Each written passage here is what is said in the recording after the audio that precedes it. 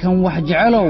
quruxda u baxayga kuma ogolaanayso inaad dafto qalbigaaga dhig cabsida alle dadka kalena alle uga baq ka fogow waxaan adiga ku ahaanin xiriirada qaar isku dhexdaadsan oo ah sida dacda ama biyaha wasaqaysan oo kale ha ku maanshoon hana ku wasaqayn qalbigaaga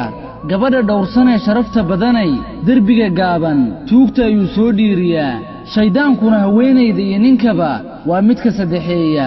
xiriirkeebaa idinka dhexeeya jacaylku waa eegid ka fikirid kadibna tallaabo indhaha celi fikirka tuur oo tallaabada diid ragga qaar qulubta way ku ciyaaraan oo dumar badan ay iska daba wadaan hadaymin qalbigaaga tuug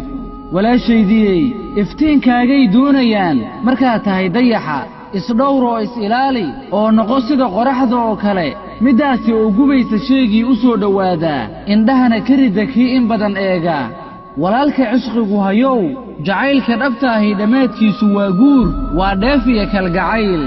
haddaad awooddo guur u degdeg haddaadan awoodin oo aad dheel u socotana kaadso shallay baa kaa horreeye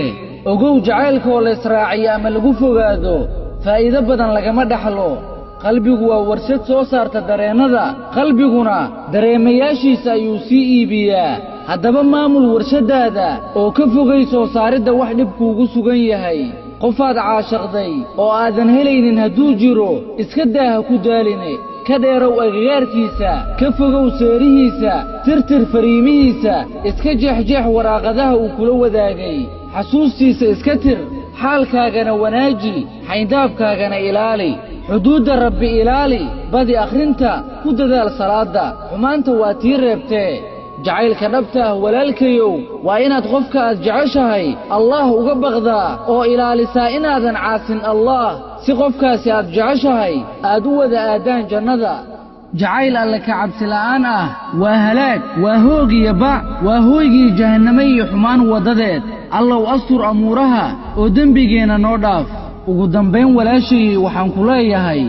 gurac diid gafkoodana ka guur gaabso hadalkaaga gagabayso goortay guntii ceelka ku aguugto kana guro nimaan kula gurayn galab carowgaaga